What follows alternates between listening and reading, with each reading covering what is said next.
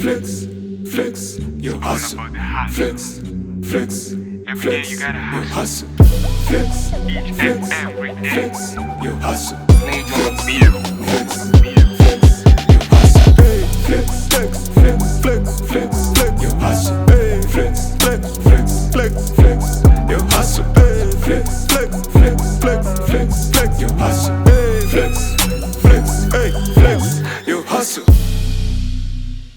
Welcome to the Flex Your Hustle podcast, and this is episode 7, and really a special episode. You see, we're out here at Kubija Guest House and Tours, and we're joined by a special guest this episode, Willy G. What's up? What's up, man? It's nice to have you on the show, man. You good? Nice to be here, bro. Alright, awesome. How are you feeling in the north, man? It's pretty hot these days, too. It's summer for real, bro. Summer for real. Like, enjoy the winter, but hey, sun is back, bro. Sun is back. Yeah. No, that's great, man. Yeah. So, basically, guys, this episode we're diving into a lot from music, business, Namibia as a whole. But, to get started, we want to get to know Willy G as a person. So, basically, we want to know, like, where are you from, Willy G? Initially, I was born and raised in Windhoek. Just normal kid, man. I lived in Khomasdal, like, I was born in Khomasdal. I was born in Katutura State Hospital. Okay. I lived in Khomasdal, like, for the first half of my life. So, I went to St. Andrew's Primary School.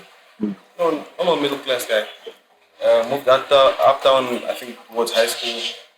And I think, I'm just a normal guy from Windhoek. So how was Windhoek life like as a kid? It was cool, bro. Like, I was actually fortunate enough to actually grow up in Khomasdal, because Khomasdal is like the middle point sometimes between the ghetto and the uptown. It's more middle class. So I actually got to experience a lot of different cultures and families, because I had a lot of colored friends, obviously black friends. Then we had some white guy who was there, so I feel like I actually had a good childhood growing up because of all the people I got to meet. And diversity, I guess. Diversities, cultural diversities, all this. I had hetero friends who I used to go to the farm with. I used to go with other friends down the road. We used to go to real both. I think I really had a good overall experience as a kid. And and at school as well, I went to a very nice school, I think. But the school I went to was a bit like ghetto. Like, we used to get robbed after school, but maybe we only grade 5 stuff. Oh my goodness. Yeah, like bullies used to come in the school all the time, like take girls' earrings, lunch boxes, stuff like that. So wow. Yeah, like I experienced a lot when I was a kid because of where I grew up. Actually, I wasn't really from the hood, but I had people from the hood. I used to visit the hood a lot. Most of my family members are also from the hood. So actually, I've been to most places. So it would be really tough to see where I'm from. But I don't classify myself to only one type of location or any type of demographic, just because of that experience I had as a kid, just being so social and getting to meet new people and just being open to everybody. And I guess that serves as a big advantage, because when you go meeting different people from all walks of life, yes, you get into a position where you can relate to all of them. Exactly. Yeah. Exactly. And that puts you in a different space, because now Willy G, you can talk to some guy from the hood, yes, they're cool. Willy G can talk to someone in some corporate office and they're cool. Yes. That would be actually, it would still piece up together, exactly, create a relationship. Exactly. Everybody's a person and everybody's special at the end of the day. Mm-hmm. So you just need to find value in everybody instead of just like choosing who you want to talk to, who is more important to you. Like, I believe like when you go into a place, for example, you need to greet the first person you find, which is the security guard. Mm-hmm. Yeah, I don't really understand why people like to classify themselves, especially when they get into a certain status. You forget about the little people, but everybody was a little person once upon a time. You acknowledging the little people will actually, they will feel inspired by just you acknowledging their presence, and that goes a long way for the next person. And the fact that you would say, acknowledging the little people, I recently heard this in a freestyle somewhere, and the guy was like, as much as you are the CEO, all the little guys are stopping you from taking the loss. So then that really struck me, because I'm like, okay, as much as yes, you may be a big person, all the people that are under you form like this whole foundation that stop you from falling, you know. And then if you become a person who mistreats them, eventually your demise would be imminent. Yeah, I mean, bro, especially in a business, you're only as good as your employees, unless you work for yourself. So, like I said, take care of the little people, because those are the people that see basically everything. Imagine having someone that sees everything and doesn't even have the guts to tell you about all the wrong things that's And happening. that's what happens in companies, you know, Yes. like you get situations where their employees Yes. who are goal driven, you know, really critical thinkers and Yes. stuff like that, but they're afraid to express their thoughts to their bosses Yes. because of the relationship that's there, you know. Bosses The are not fear. open. Yeah, bosses feel like they only can talk to bosses. But talk to the little people, because those are the people with the most information.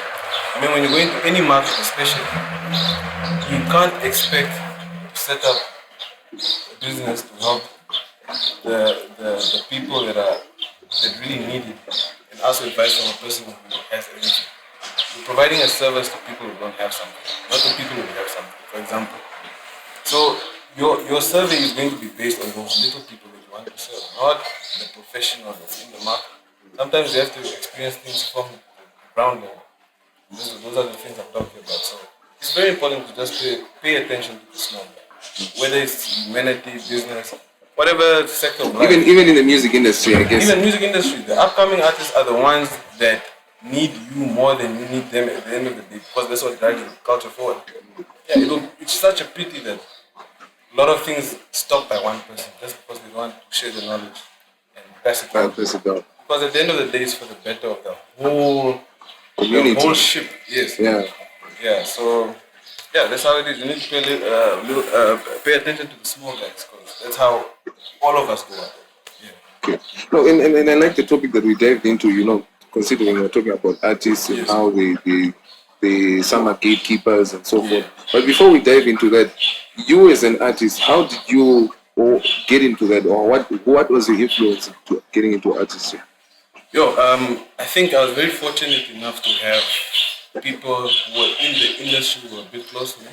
Like, for example, I can tell you I started making music when I was 13 years old. I was grade 7. So my cousin, like my god sister, is actually Tequila. She's a singer, and she was a very popular singer back in the day. She still is now, one of the greatest, like from the media. So K-Boss was producing for her at the time. I think it was 2007, 2006, 5, somewhere there. And I was just a kid. I was only 13 years old, like I said. So I asked her for K-Boss's number. She laughed a bit, like, oh, you want to rap? Like, everyone wants to rap. So I called K-Boss, and he charged me like a certain amount. And I'm just a kid, like, where am I going to get the money from? Yeah. So that's actually what made me get into producing. Because I was like, oh, it's so expensive. Let me actually just try doing this thing by myself. So I tried it, and after a while, I actually started getting the hang of it. And I started like meeting other people who were actually producing. For example, I had a cousin called Punch. He's from the group, quite a group, Checks and Punch. He grew up in our house, so he always used to tell me, no, a beat needs to go like this, a beat needs to go like that. But no one really took me serious, because I'm a small boy, bro, on a PC trying to make beats.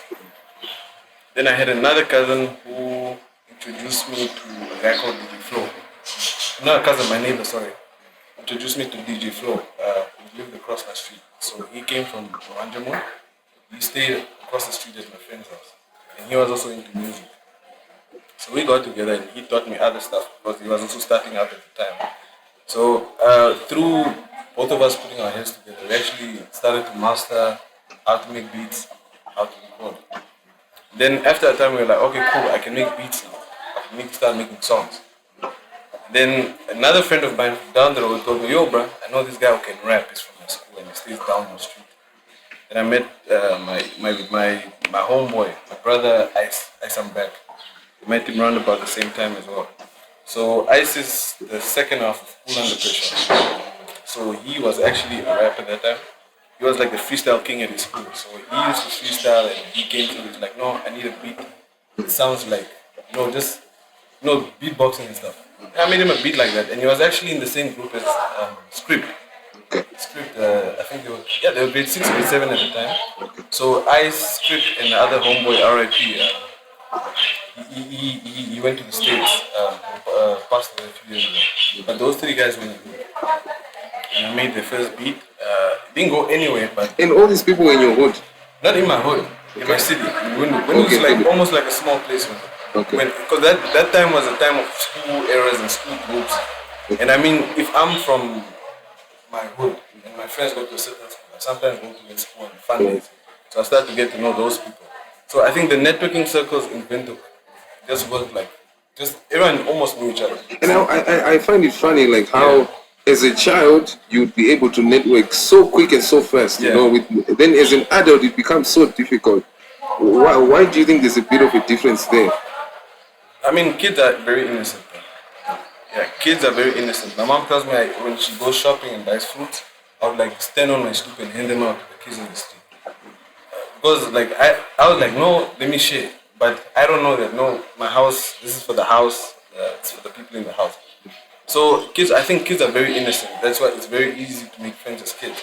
But when you grow up, you start not to be selfish, but you have to look out for yourself. And hence, it's a bit tougher when you're older. You can't just trust anyone, people take advantage of you, stuff like that. Yeah, so, yeah, like, it's different, bro, from kids and adults. But back to what you're mentioning. So you linked up your script, yeah, and Ice. in Ice. Yes. Okay. Yeah, we didn't actually link up. Okay. I sent them the beat. Okay. Yeah, they're supposed to record at one guy called Capro. Okay. Capro used to record for Tesh. Capro at that time was the biggest producer. I think he was recording guys like, he was recording Gaz's album, the one with Shipsha on it.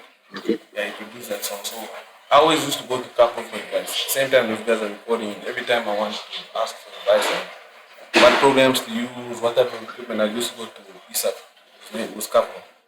And Capro was like, and everybody will tell you, Capro is he's a big sound engineer, and he had a lot of influence on a lot of artists we have today, especially producers. Okay. Yeah, so that's how I actually got started with the whole music thing. Then I started meeting guys like Tesh. Tesh used to stay in my road. He never used to stay in my road, but he used to come visit his friends in the road. He would stay up the road from us again. I met him through that and used to show him my beats, and he used to be like, no, it's good, change this, change that. And then I started meeting other guys who rap. Mark from Black Mountain Night used to stay in my location. I just started like meeting guys who just were rapping at the time. I used to go to these hip hop ciphers, start to meet new rappers. Yeah, bro, I was just networking within everyone who wants to rap, because there wasn't quick access to like big artists at the time. It was all these high school kids who wanted to rap. And at the time I was just the guy making beats. So everyone wanted to meet me in that aspect of, okay, we need a producer, he's a producer. Every time I go somewhere, they'll introduce me as a producer. So you guys would definitely work hand in hand. I mean, one couldn't work without the other. Yes, obviously. Artist needs a producer. So there were no producers at the time. Actually, funny enough, there were actually no producers in my group of friends and the neighborhood and the school circles. Most of the producers were in the hood. White was also popping that time. So there were no hip hop producers at the time. Most of them were in the bedrooms. There was no internet to market yourself. I think that time there was like MySpace and stuff like that. Facebook had just started. So it was all about getting out there. Yo, that must have been a while back though, fam. Because like if Facebook was not out yet. Facebook had just started. It just started. Yeah, but MySpace that time was banging. Okay. Yeah, okay. MySpace was something. It was something like Facebook.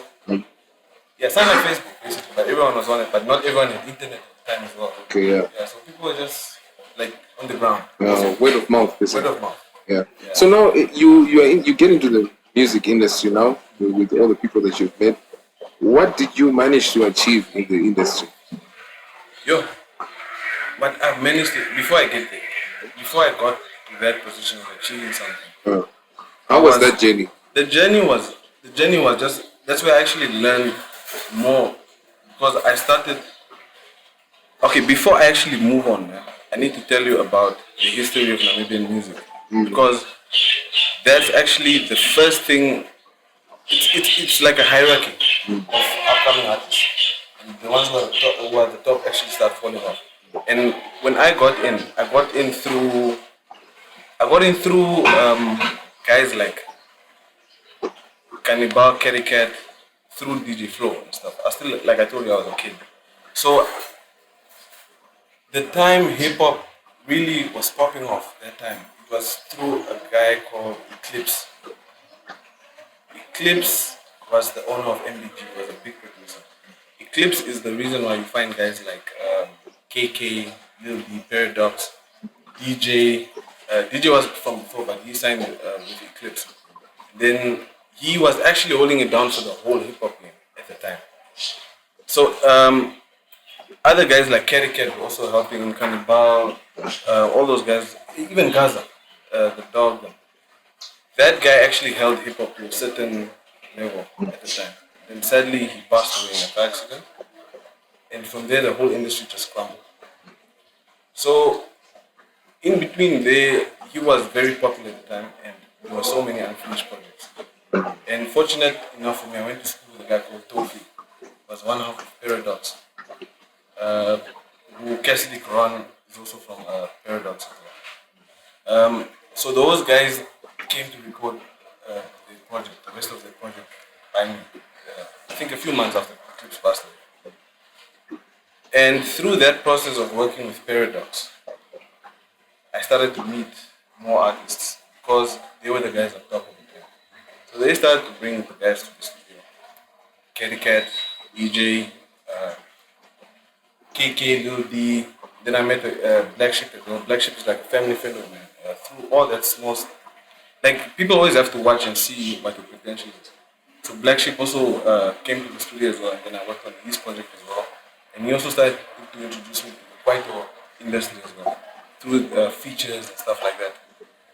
And hence why I started now getting this name in the industry of being a producer, hip hop guy, Kwaito guy. Okay.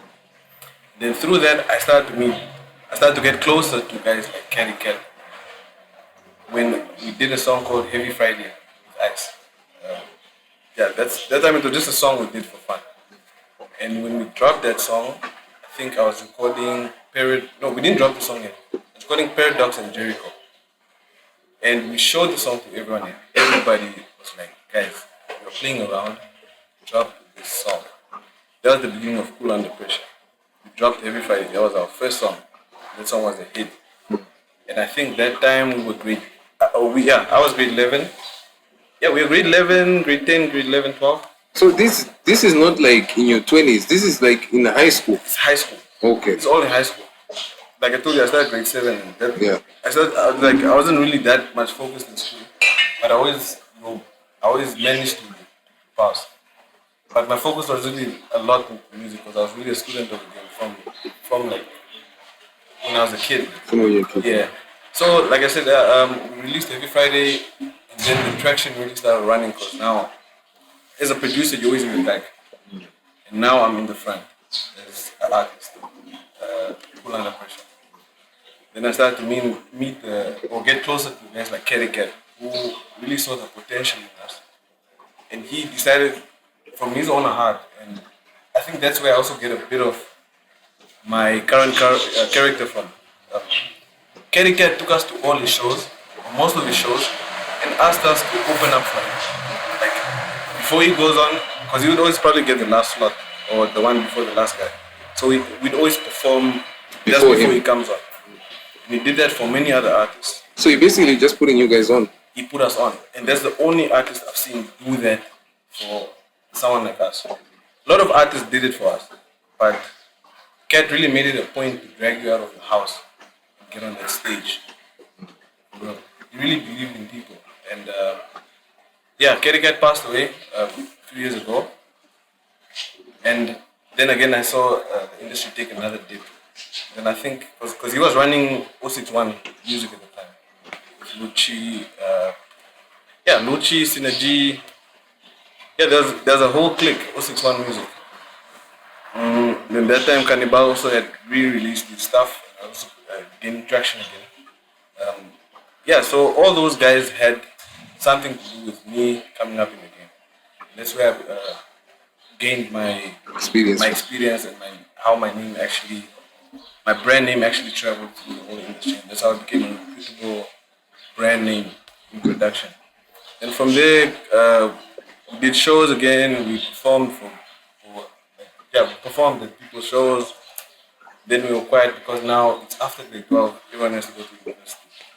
But like, how was that experience whilst in high school and doing music? Yes. Like, you know, I get it. You're meeting all these people. Yeah. You're creating music. Yeah. You have all these hopes and dreams that you're aspiring to achieve. Yeah. How did you manage to navigate all of that? Because I feel like it could be overwhelming for someone who's also writing grade 12. No. It was actually overwhelming because my grade 12 year is the year people were dropping music.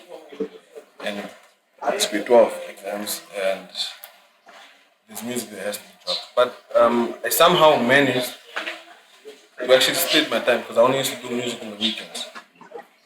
So weekday it would be all about school. Because I knew like music is so addictive, man, that you could actually spend 2 days without sleeping just on a PC making beats. Because music actually gives you that rush where you forget about eating, forget about all that stuff, and I understood that. So I actually realized that I have to prioritize my time in order to make both work. Because I need to, like, as a kid, you don't understand how much your parents do for you. And you always like, my parents just want me to focus on school, I want to do this and that.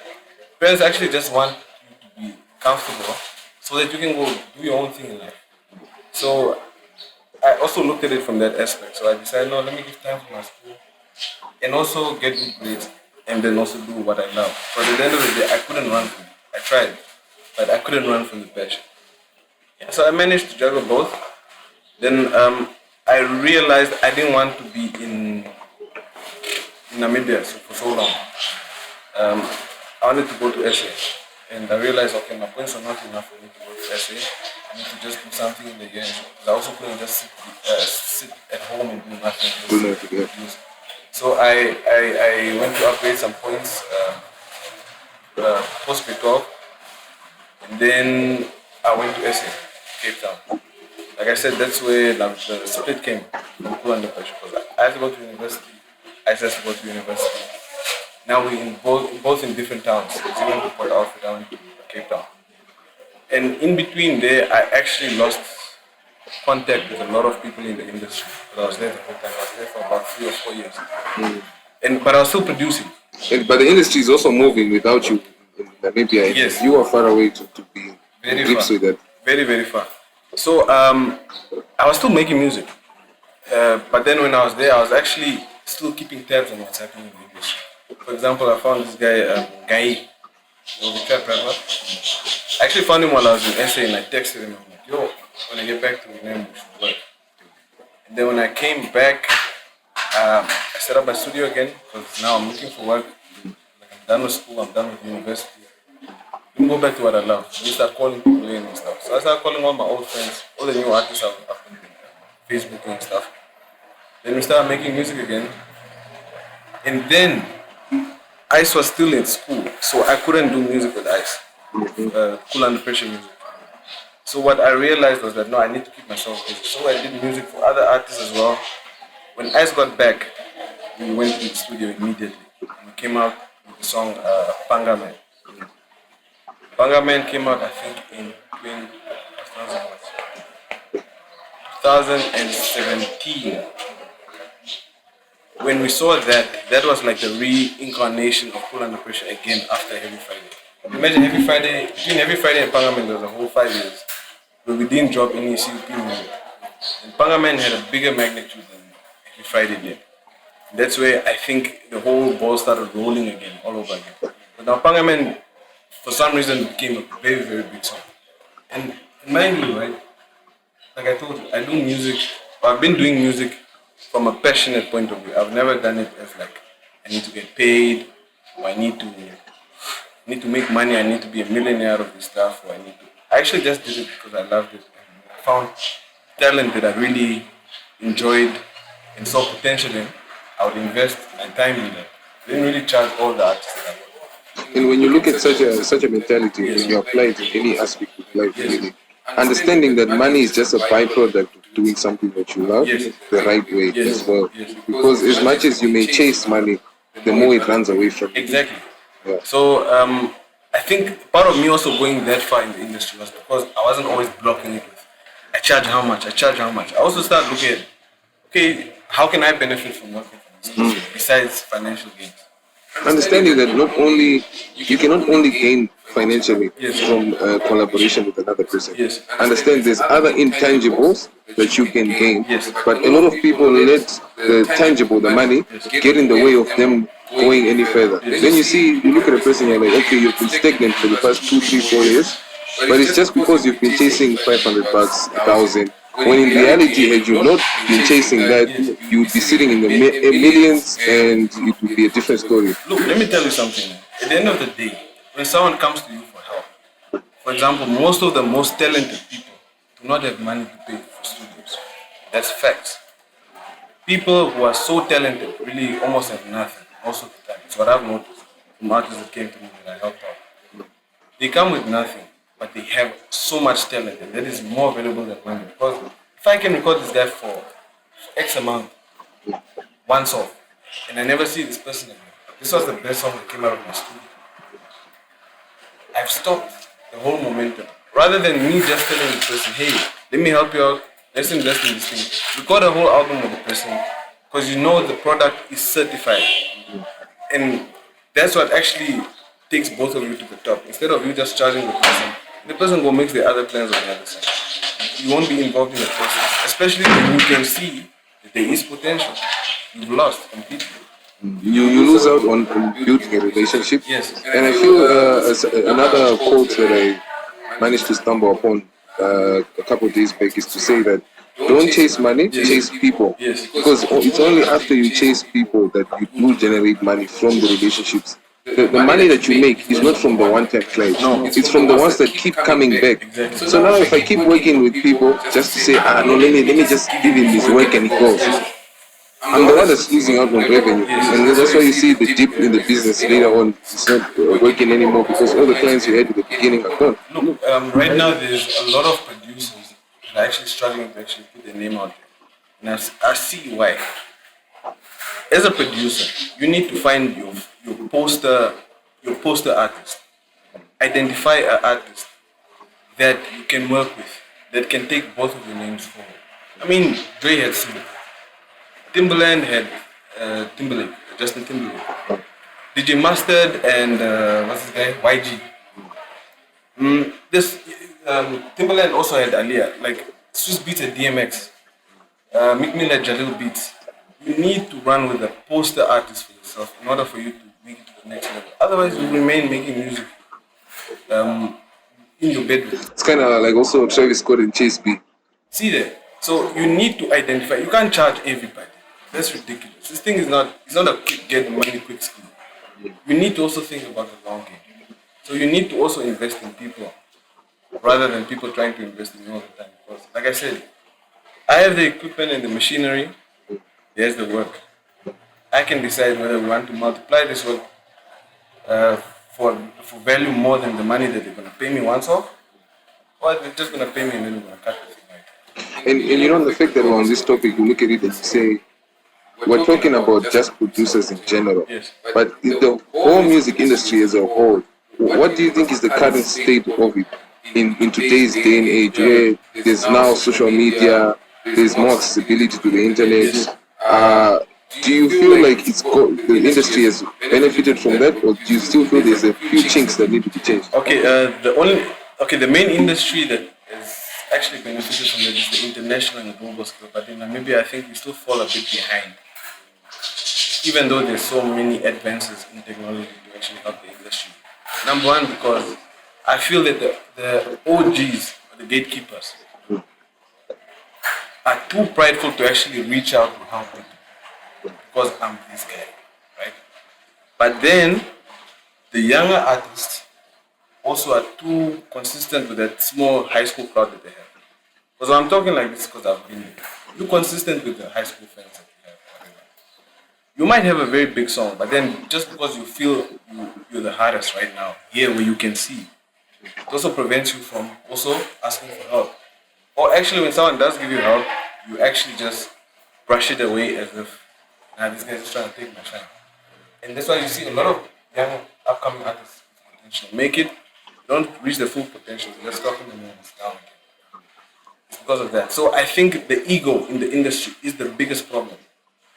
If we remove all the ego and the ones on top decide to reach the handout and the ones on the bottom decide to reach the handout, the chain will keep going up.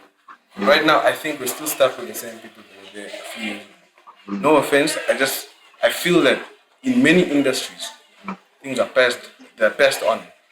And it also drives the culture forward. But I feel our culture in Namibian music, especially in Namibian hip hop, has had a slight delay in the process of For a evolution. stunt per se, because Yes. if you look at it and you see for a stunt per se, because if you look at it and you see that you know how it basically works in the industry. There's always that guy with a 10-year run, 5-year run, he's at the top, then the next one comes and stays there. That's how it's supposed to happen. But then you come to a place where you see there's been the same couple of dudes for the past 20 years. Then you ask yourself to say, okay, there's artists, there's people, but why is it they're not being surpassed? And you end up looking at it and see, okay, like you said, I cannot gatekeepers. say only the established people. It also comes from the bottom. The ego has to be cancelled from both sides. Because I've seen it where a guy just came out now, he only has one song, is 1,000 views on YouTube. He has potential. And when you try and help him, they usually want some, nah bro, talk to my manager. For example. And honestly, advice to any young guy going through something like that. Don't cut your blessings. You are never too hot to be helped out. Because today you're on top. Tomorrow there's someone else. You're not going to stay there. It's never like that. It can never happen like that way. So I think we really need to cut the ego in the industry and really drive the culture forward. Because now we're pulling all the fans and all the support thin into different directions. When we could streamline everything into one tunnel and everybody can eat.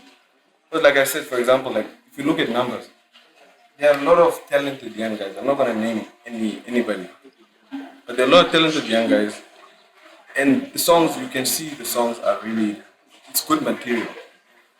But because he's only focused or he's only reached this small fan base, and then the next guy is also only having his fan base, and instead of these guys working together and supporting each other for these things to be combined, the support is being dragged thin, where you can't actually reach full potential. Even though the product is top notch, we're not putting markets together in order for all of us to benefit from a big pool. And you spoke about something important in the sense of putting markets together. Because you look at it, as much as, and this is not only specific to artists, but in general, any collaborations per se, Yes. understand that there's people that this podcast reaches out to, right? And if I want to collaborate with another podcast, there's guests that they reach out to that I can't reach to out to, and they can't reach the people I reach out to. Exactly. When we combine, everyone in that space is made to watch because it's my guy. Yes. You see, and no, it's my homie. Yes. But they are now working together, and it becomes a whole creative space that allows for a much bigger audience. And I feel, as much as the population is small in Namibia, Yes. I think yes, it's small, but that could breed. It's great breeding ground for a much more supportive community than one that is too big. I mean, it's more concentrated. It's better. Like I always tell people, don't look at the people with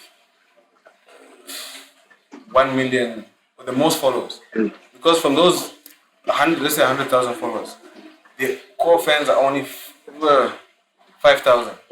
But when you look at someone with 10,000 followers, probably that's their core fan base. That the whole 10,000 those followers can actually concentrate on that certain thing they're trying to do. Because genuinely, I would rather have 10,000 actual followers that reply, like, share my content than have 100K and only have like 6,000 or 5,000. It doesn't make sense, It needs to at least match the amount of people that are following you, and also. But I look at it both sides, Willy. understand also as the guys who produce content in terms of music or whether it's film or any product per se. I look at it also from a consumer perspective, and I'm like, as much as we may produce good things, generally from the public, there's already that stigma of not supporting things. Yes. But what do you think about that aspect of it? What do people have to do to support artists or any creatives in general? It's not the stigma that people don't like to support things. People just don't like to support boring things. Yeah, you need to make things a bit interesting because everybody has emotions, right?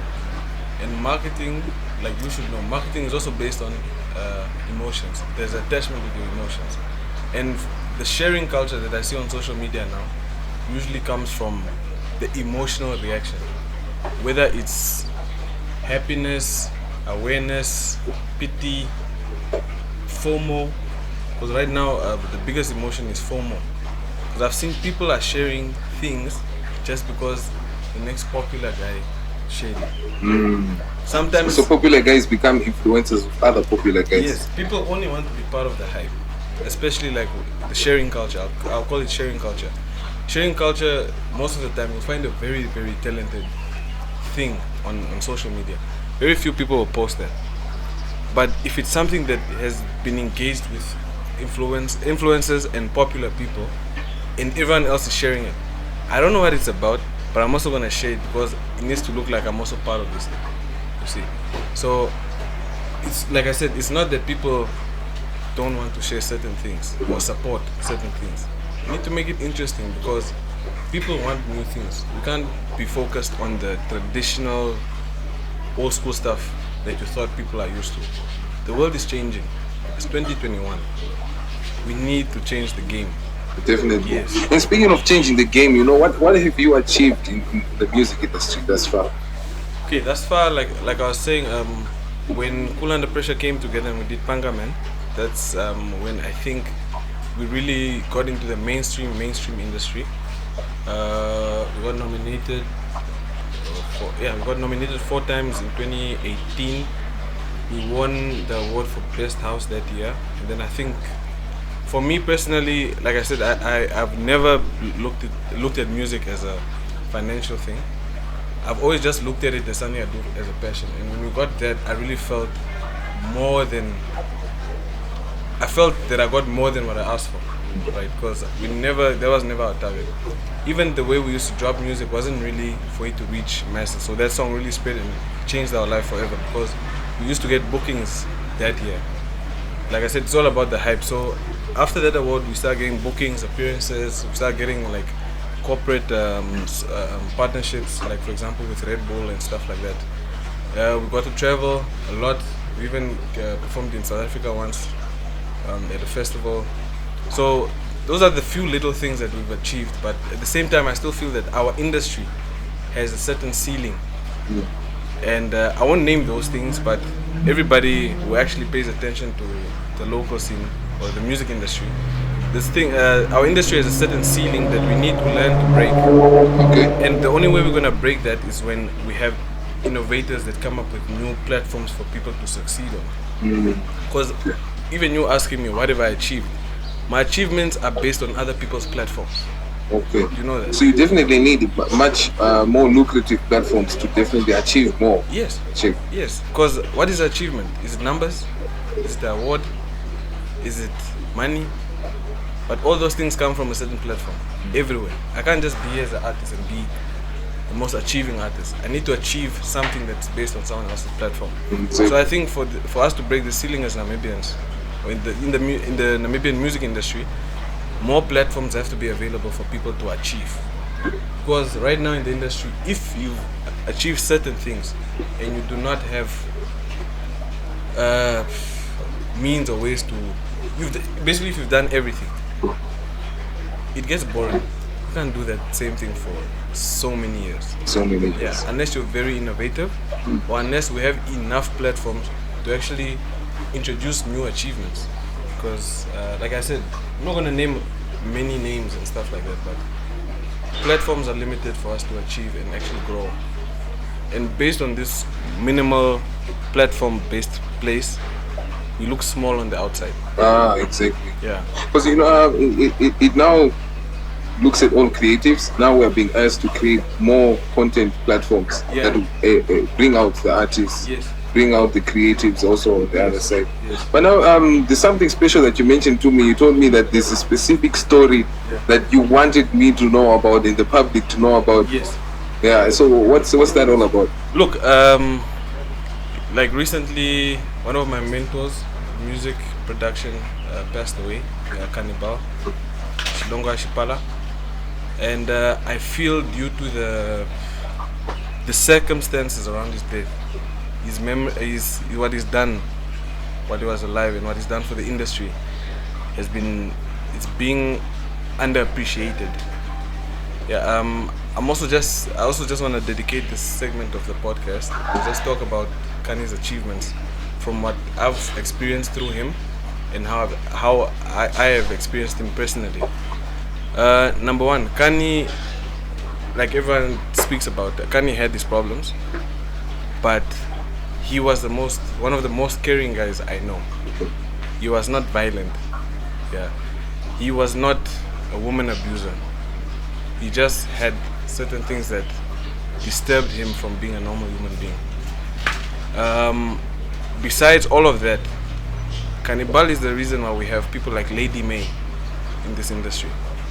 Cannibal was Lady May's first producer, or one of Lady May's first producers. The reason why we have Jericho, the top achieving hip hop artist in this country, is because of Kanye. Kanye was Jericho's first producer. We've had people like Carrie Cat. Carrie Cat was because of Kanye. Cannibal actually started the platform after the initial hip hop guys, the Shikololos, Fidel Odell, Dungeon Family. Before all those, or after those guys actually set that cement after independence. Cannibal, Black Market, militant group. Cannibal's structure of hip hop actually made hip hop what it is today. Because I feel there have been 40 years of hip hop revolutionaries in this country. It was that first phase of Shikololo, Flame, and those guys. Then there's the second one of Cannibal, DJ Mufaro, who's now an entrepreneur, and the scientist, who's now in Angola. Those guys actually changed the game, but the culture in Namibia wasn't that big enough for it to have such a big following. And after that was the Eclipse era, like I told you, the MBG era. And after that, we're still waiting for the next one, I think, which was semi 061 with the Kerry Cats and stuff. But I classify them on that second era where Cannibal had a big influence in Namibian music. Let me not even use Namibian hip hop. Cannibal was the first guy to actually run a successful hip hop label in this country. And everyone can tell you, anyone who knows the Namibian hip hop knows that Kanye has done so much for this industry for us to actually slaughter his name through the dirt like that. So what are the common misconceptions artists and creatives face in the industry? Because you've mentioned quite a few things, and I figured there's sometimes where there's misunderstandings about artists or creatives. Yes. No, look, I think also the public in general, not even just in Namibia, in general, artists are looked as they are basically free spirit people, but they also do not have the certain respect that they do get, because at the end of the day, art is everywhere, and people don't realize how much art has an influence on your emotions. Artists are actually the bright side of life, and I feel a person like, for example, there are certain corporates who look down on artists because there's this perception that the artist is dumb, artist is a substance abuser, artist is a player, artists are all these type of people, that they're actually not. Artists are just creative people who actually bring a difference in life, whether you accept it or not.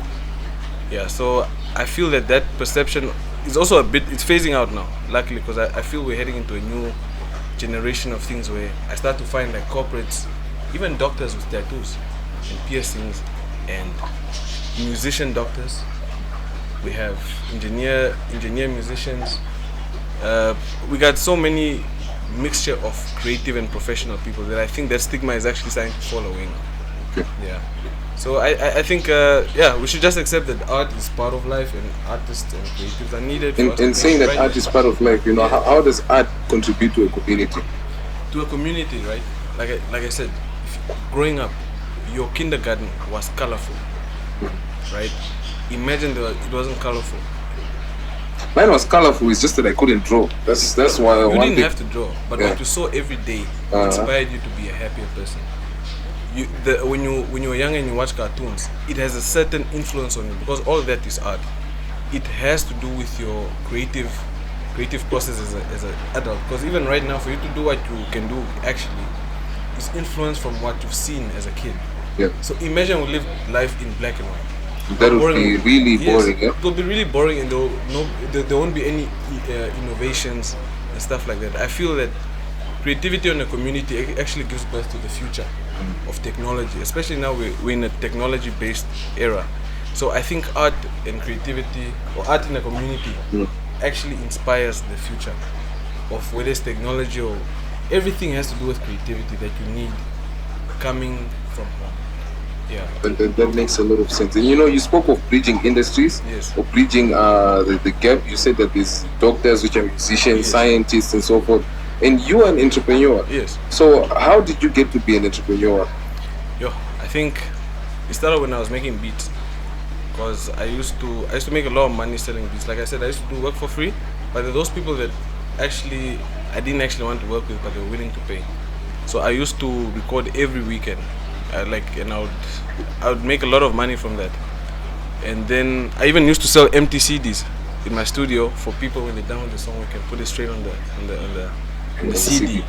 Then from then I started. I think what did I start with? I did so much, but there was a time I was selling fish with my homies. That's just before we dropped Pangaman, because we needed money to actually fund the release of the album and music videos. So and you stuff. sold fish Yes. to fund the release of the single that became a hit song in Namibia. Pangaman, yes. Wow. Yeah, that's we were crazy. selling fish, but like we used to sell fish in the ghetto at Havana, with the shacks up. I think we shot our video Economy, Cool Under Pressure Economy. Check it out on YouTube. That location is where we sold fish before we actually released Pangaman and did the videos for it. We used to come home with plastic bags full of money, bro. You would not believe how much those people need food in the ghetto, and especially quality food and affordable. So we used to sell fish. We were not expensive, we were just affordable. So I think we started there. Then I started getting into construction because I studied engineering. So I started getting into construction, started doing business plans, started to do building plans as well. Then I came to the north and I saw a niche, because I realized in Windhoek there's so many roadblocks in terms of approvals, partnerships. Imagine you have such a big business plan, and in between here there's one guy you need to get approval from, and that's what blocks the rest of the plan from being executed. But I realized it's easier to do business in the north because it's a growing market. People are interested, and there's cash flow, and the economy is here. People are moving here. There's so many smart people who want smart things as well. People also have this misconception of the north that it's a Gweri town, or it's Vambos or Shwambo people, and they're not up to date and stuff like that. But bruh, we're living in the internet era. MTC has 600,000 active mobile internet users in the country. So people are actually updated now. I mean, we're at a place like Kubita. It looks like we're in Los Angeles right now. Fam, This it's place really gets packed. classy. Like, credits to Kubita Yes. for this episode, because it's a really nice spot. It's yo. And you look at it and you're like, if we can create such content like this in Yes. the north, Yes. in Ogwediva, Yes. right? Or Shakati. Or Ogwediva or Shakati, Yes. if we can create content like this, Yes. why is it we're not getting such quality content in the upscale towns like Windhoek and all these other places? Like I said, we are stuck with the same things. We don't want to innovate. We're scared to bring new stuff in. Yeah, but the fact of the matter is we are moving to the future. We need to take those risks in order for us to try new things, to introduce, because this is going to inspire the next guy who's going to build a place that looks like Abu Dhabi, something like that. So now you said you found a niche here in the north. Yes. And you were saying that it was in the partnerships and so forth. Yes. You mind elaborating on that? Partnerships and approvals. I mean, like, for example, in Windhoek, for a young person to own a house and pay it off, you'll have to die before you pay it off. For example, a house in Ochomise is like 1 million. That doesn't make sense. In the north, you could build a house for half that price. You know, and municipal approvals and waiting for your plot to be allocated to you. Business regulations, supplying certain people, like for instance you have a local product which you want to supply ShopRite or Pick and Pay. They will stop you because there's so much in between them, you applying to supply for them. But in the north I realized it's easier because there's so much stuff missing here that people are open to do business with you. This market is a bit saturated in Windhoek for young people specifically. It's a good market for established places and brands and companies and business people, but it's saturated where a startup cannot survive. Okay. I've seen the northern part of Namibia is a great place for you to actually start up a business because the market is here. Like I said, yeah, we start to think that people aren't in the north that understand my product, for example. But the people are here. People have Facebook, people have Instagram, people have Twitter, people are on the internet, bro. Yeah, we're in the future. So now, as an entrepreneur in the north, what kind of industries do you work in specifically? I work in construction, I work in the fuel industry, and I work in the retail industry, and then entertainment industry as well. Yeah. So I mix all of them together because of my experience in life. I always feel like you don't have to leave a skill behind. If you can set up a system that runs efficiently for that, you can let it run by itself. Sick. And you just manage it or oversee it at the end of the day. Like I always tell people, if you start a business, you're not a business person if you have to be there every day. You're only a business person if you can set up a system, leave it running and move and try and start the next business so that that can run by itself. That definitely makes a lot of sense because you look at it and you understand that people think they're entrepreneurs when they have to work for the money themselves. If they stop working, the money stops flowing in. Exactly. When in reality, that's not being an entrepreneur. No. You're just self-employed. Self-employed. Yes, you are your own employee, basically. Yes. But now you have to be in a position where you have systems in place, employees in place, and the day you step out from the business, it still runs alone. That's when you become an entrepreneur. I think people need to know the difference between the two. Yeah, and the other thing also, people become very obsessed with their businesses. People have trust issues. Yeah, I mean, things happen in business where you can take a loss because of the people you employ. But business has a certain level of risk that you have to take, and part of that is trusting people and have that good instinct to trust a certain person to actually do things in your interest and the business interest as if it was their own. Exactly, and I understand that no employee will love your business more than you. Not at all. Not at all. Yeah. So it now becomes a thing of like you need to put in place the systems that are curated in a way that will bring out the best in the business always. Yes, and also keep in mind, not everyone is meant to be an entrepreneur or a business person.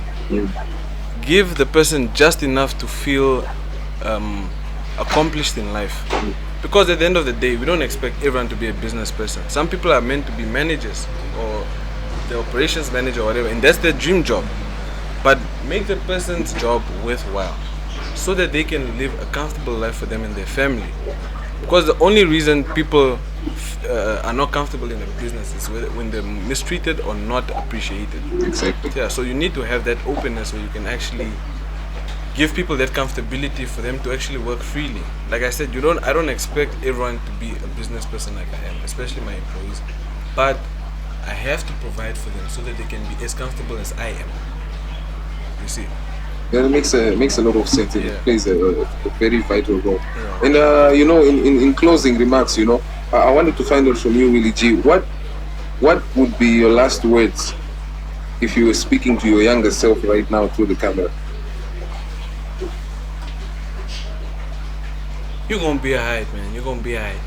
You're gonna be alright, buddy. You got this. No, that's actually great because I feel like assuring yourself that things will be okay in the future helps you have a lot of perspective. Yeah. And I heard this thing this morning where it says that anxiety is thinking too much about tomorrow And depression is thinking too much about yesterday. Yes. And you need to keep living in the present. Yes. You know, and that's important. And I like the fact that you said you'll be good. At the end of the day, bro, all the mistakes I've done in life made me the person I am today. If I didn't burn, I was never gonna learn.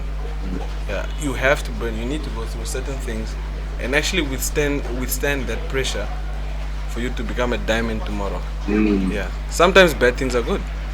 You need to go through it. You need to trust the process. You need to burn to learn, bro. You gotta burn to learn. Yeah. That's very fantastic. Yeah. So I know we've had a great episode with you. Really, thank you for joining us on the podcast. Thank you for having me. 7. And yeah, that's it, guys. Like, follow, subscribe, and you can watch bit-sized versions of this content on our social media platforms and so forth. And yeah, look out for episode 8, and we'll be featuring more and more guests with lots and lots of stories and experiences in the entrepreneur journey. And yeah, we're signing out. Flex, flex, you hustle. Flex, flex, flex, you hustle. Flex,